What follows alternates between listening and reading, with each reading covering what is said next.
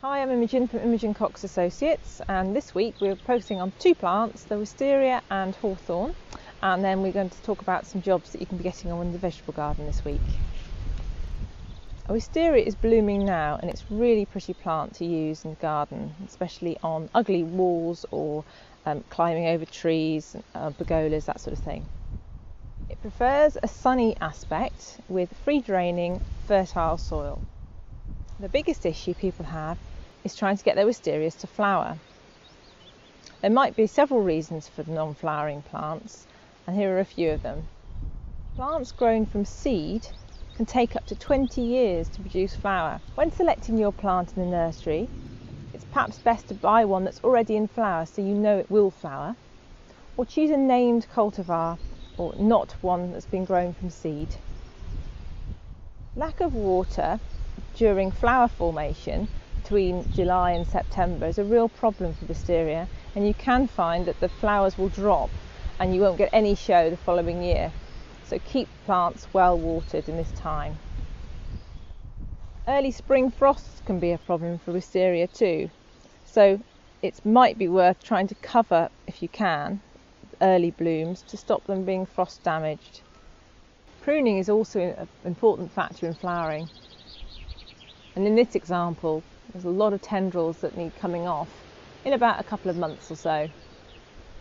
These get taken back to about 5 leaves, and then again they're pruned hard or harder in winter.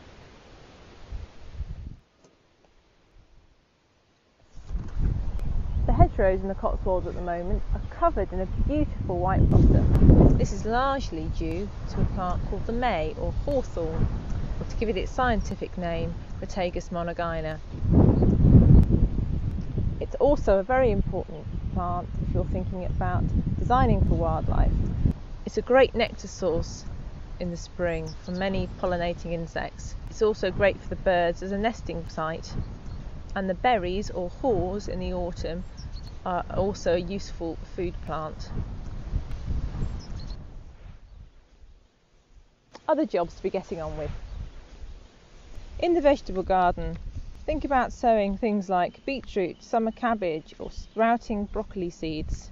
If you're thinking about growing sweet corn, start them off under cover, perhaps on a large windowsill, and watch out for late frosts. They could still affect tender crops like runner beans. It's a good idea, if you have some fleece, to cover them over at night and listen for weather forecasts to make sure. For more information, go to imogencox.com. Last week I had an email from Simon in Burley, and he asked me, are beetroots frost hardy? Well, I don't think that the young seedlings will cope with a heavy frost, so I would watch the weather forecast and perhaps cover them if you've got some horticultural fleece, or if you've planted them in containers, hang on perhaps another couple of weeks and see what the weather's doing.